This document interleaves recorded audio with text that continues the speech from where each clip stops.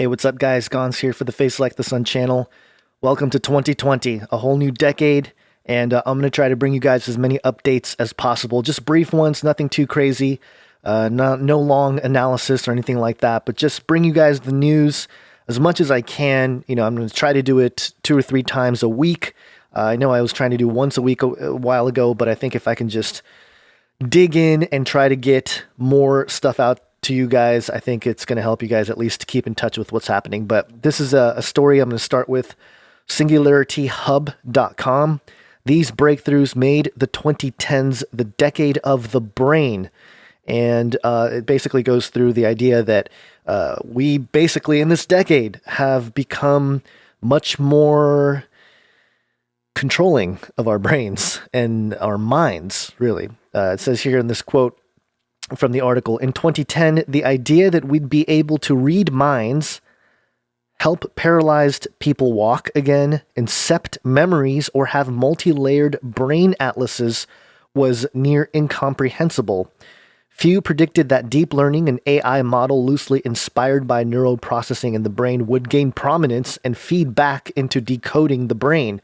Around 2011, I asked a now prominent AI researcher if we could automatically detect dying neurons in a microscope image using deep neural nets.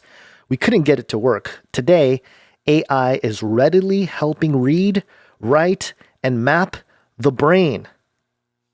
I don't know if any alarm bells go off. I have my little bell here. I'm going to hit it every time crazy things happen. The bell, okay? AI is readily helping read, write, and map the brain.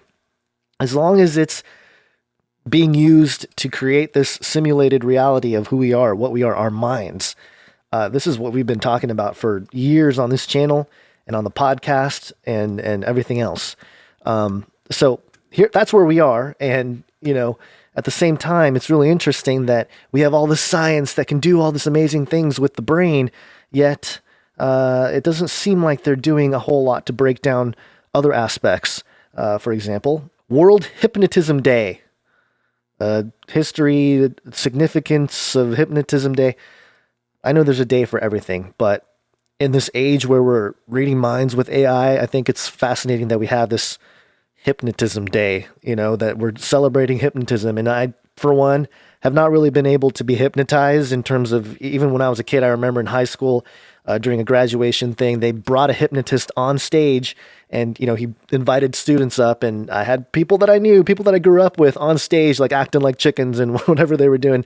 It was weird. And I'm sitting there going, yeah, it's probably not going to work on me. And the basics never did every time, that kind of thing was tried. But in any case, that's what's going on. And I want to use this opportunity to actually pitch something real quick. It's called CanaryCry.Community. It's literally the domain, CanaryCry.Community.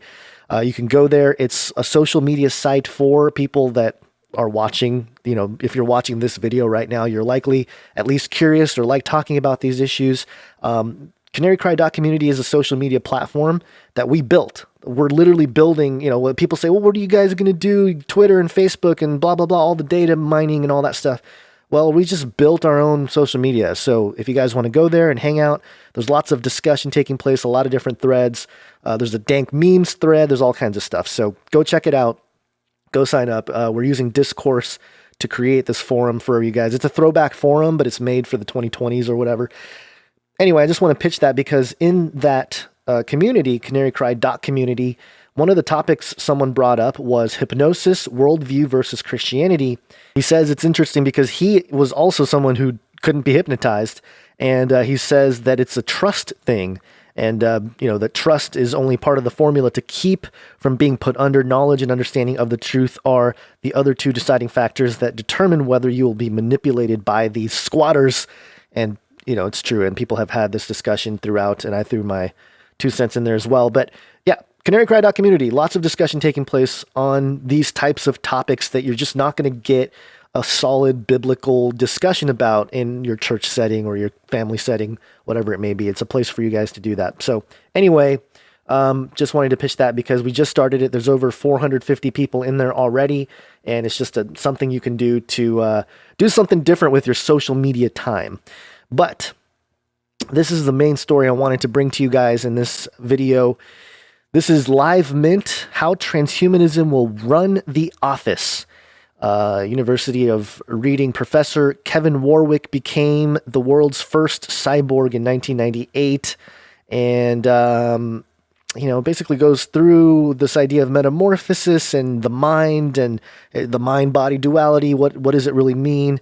And talks about transhumanism being the science of improving the human population through technology and genetic engineering, artificial intelligence, all the stuff that we've discussed as it pertains to likely, potentially, and very much, in my opinion, will emerge as this system, the mark of the beast and the worship of the image of the beast that is employed by the Antichrist, the man of sin, and the false prophet, second beast.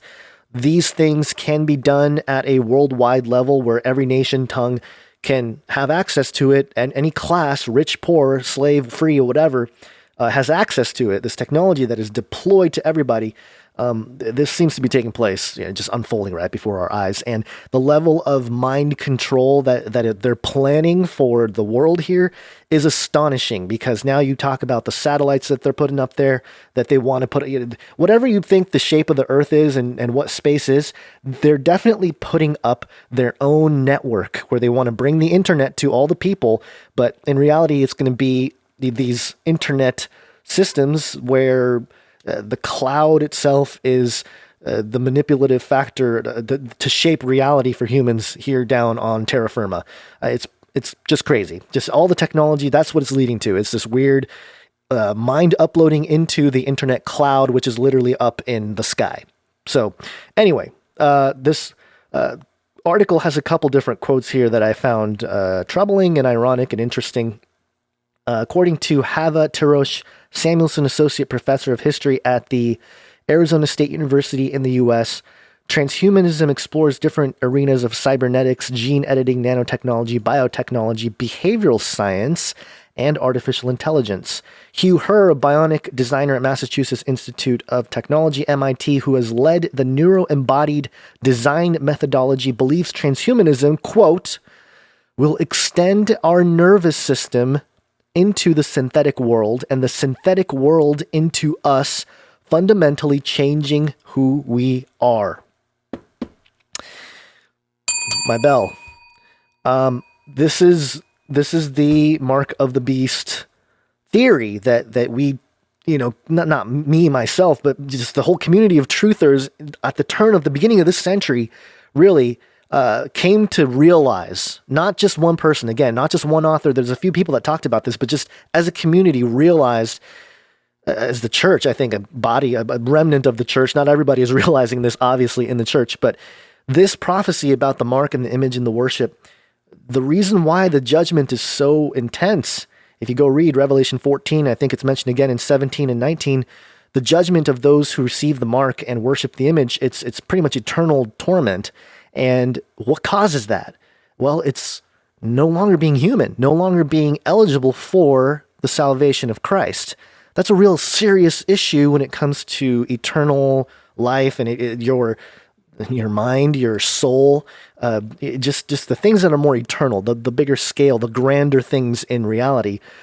That's what we're talking about here. That's what the biblical perspective grounds. That's what the Bible explains as the reality of what's happening and gives us the salvation, the message of salvation, which comes through Jesus Christ. So it's all part of it. And I think it's interesting that this technological neuro-embodiment design methodology is leading to a place where we are going to fundamentally change humans. Into what? Probably beast worshippers, is my guess. Dragon worshippers.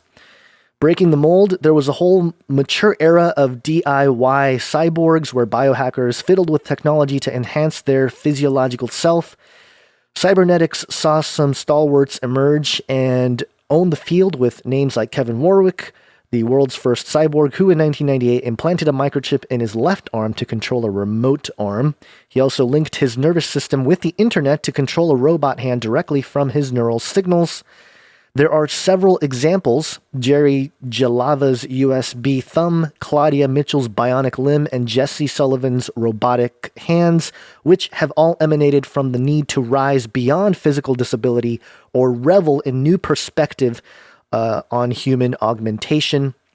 Such human enhancement technologies under transhumanism have been proven effective when dealing with clinical depression, post-traumatic stress disorder, color blindness, and Parkinson's disease. And so, it was always going to be this way. It was always going to come about through solving some of humanity's biggest woes. And that's where the deception lies. Counterfeit signs and wonders. There's still signs and wonders, but there's something counterfeit about it. And so this is what this whole thing could lead to in this idea of a beast. At least the mortal head wound, the one out of the 10 horns that had a mortal head wound and lived, a sort of resurrection scenario potentially for the man of sin. What could be the consequences of transhumanism trickling to everyday life and work? Get this. A futuristic tool-like translator earbud could make linguistic barriers dissolve in the global business meetings and make cultural empathy, my bell, and communication stronger. Knowledge will increase, people will go to and fro, but that thing, empathy, I mentioned it on the Next Gen panel a couple years ago at the Gen 6 conference in Branson, Missouri. But I said, I think one of the ways that they're going to really deploy this technology is through this idea of empathy, that we're going to be able to experience each other in a more tangible, in this virtual way, where it's like, oh, I know what it's like to be in your shoes because I am sitting there watching you or living out in VR your experience of going through some kind of natural disaster or whatever it is. And so, but that's a false sense of connection. If you think, oh, I've done it virtually, so I know exactly what it's like to go through that situation. No, you don't. You have a better idea maybe, but you still don't know what that other person's going through. So anyway, the empathy idea is part of how to, again, distribute this technology nationwide, worldwide, and make it something that people want to do, they like to do, they feel like they're connecting with others through it.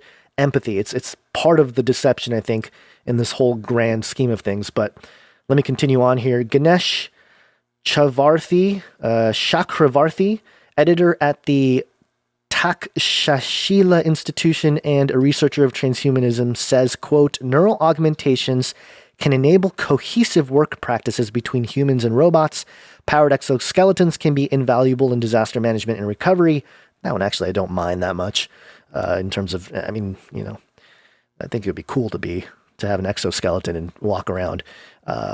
Not hurting anybody, though, just walking around and moving bricks or something. Whole armies can be empowered with enhanced capabilities, although their ethics and principles will need to be well flushed out. That's just more like, hey, we just need to monitor just every thought. Just every thought. As long as we can monitor every thought, you can use these machines.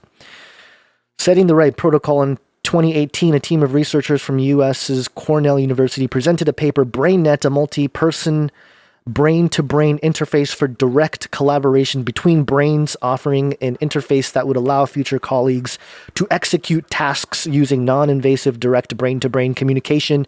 This would mean a whole new definition of a collaborative workspace where team members would share not just their views and opinions, but their sensory and emotional experiences with the network. A hive mind. We talked about this in Age of Deceit 3, and this is really the nitty gritty. It's just unfolding right before our eyes. It is, it's crazy if you ask me.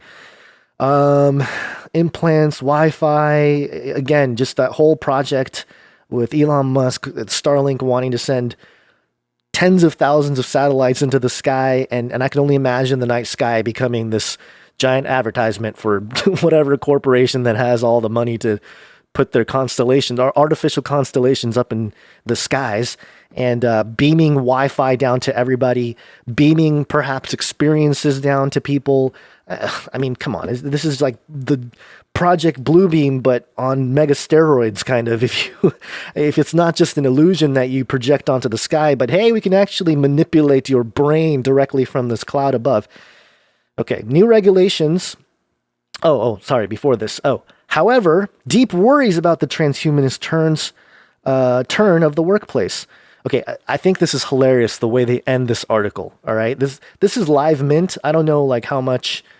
I don't know, but this is just a very interesting way to end this article. Last couple paragraphs here, last few. Corporate demagogues could rise with the consolidation of tech in the hands of the elite, effectively stifling entry of new players in the market. Sure, that's already kind of happening, but in the case of this kind of thing, yeah, I mean, whoever has the technology, it's just going to keep progressing. You can see how in the corporate world, this is going to become it's going to accelerate once it starts happening. There could be a whole class of jobs only open to those possessing tech augmentations. Yes, Dr. Hugo de Garis has theorized it, not from a biblical perspective, just from a guy who's been in the world of brain science and all this kind of stuff, and who is partial to the Christian warning of the biblical warning of the mark of the beast and the image, just because he sees that, there's something there, that what he sees is very similar to what we're saying. So, this is not just crazy talk. This is actually stuff that even within the realm of the people that are involved in this stuff probably see happening. And if somebody that has a grasp of the scriptures explains this view to them, it's quite possible that they would have more to agree with than disagree with the potential dangers of this whole thing. But let me finish up here. New regulations could be mandated around ownership of employee ideas, as once they have been synced to the corporate server. No thought would be private to the employee during office hours. Everything could be monitored. New freedoms will have to be debated upon in HR rules like morphological freedom, where individuals have full knowledge and control with technology to apply to themselves. Workforce 2.0 will have a gamut of challenges to wade through to prevent transhumanism from reducing humans to only their qualities of empathy and compassion. End of article. Like, oh, we got a lot of challenges. See you later. I mean, wow, that's just like such a downer to end this article. It's not like, hey, we have discussions happening to try to prevent. No, none of that. It's like, well, it's going to be very difficult to reduce our value into bits, ones and zeros. And if the bit doesn't spit out the correct number, letter, color, whatever, then you are effectively null and void in this system. You cannot participate. You cannot buy or sell. And I think that goes even deeper. This surveillance thing is much deeper than just like, oh, we have to build systems that go against it. Yeah, we do, but that's just part of the acceleration of this whole thing. Where eventually, it's the whole thing is going to be monitored, and it's just going to be those who will die by the sword, basically, or submit to the system, and that division really. I think it solves a lot of like theological discussion about Calvinism. I think it solves most of those discussions or debates that have happened over the centuries. And that's a whole nother topic that I can get into. But it seems like it's all coming to a head where the surveillance apparatus has to become completely worldwide. And I mean down to every cell, down to every quantum whatever, just down to every bit of physical reality, because in a world where no one can buy or sell unless they have the mark or worship the image of the beast. Think about that.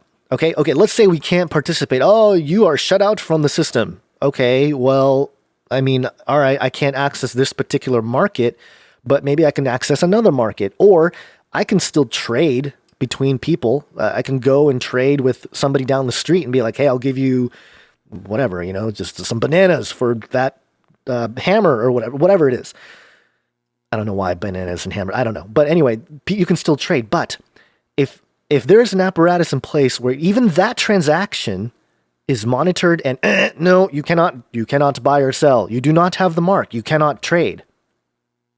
That's what I'm talking about. But that's what I think this is leading to, where every inch is monitored. And it's already starting to, obviously we've seen the buildup, but this decade we're going to see a lot more. And all the 2030 agenda stuff, It's pretty disturbing, and we just got to stay vigilant. We got to keep fighting against it in terms of information battles and in terms of getting the right knowledge to people, and to have prayer groups and have communities like Canary Cry Community, where again we have these discussions, all kinds of topics. We've brought up the Children of God cult. We have the dank memes. We got Christian truth music, real solutions. The thread about how this trash is all going to end is a pretty long one, a pretty popular thread. Yeah, just a lot of discussions about these topics, and actually thoughts on John Todd right here. This one was interesting because it kind of prompted me to look into the possibility of making a documentary about some of these early Christian truthers, or not, maybe. You know, there's a lot of different stories about a guy like John Todd and his history, and it would be an interesting video project or even a full documentary to sort of profile some of these guys. I think I found it here. I mentioned Kent Hovind, Bill Cooper, John Todd, Fritz Springmeier. Oh, I think I spelled Springmeier wrong there. Stan Monteith.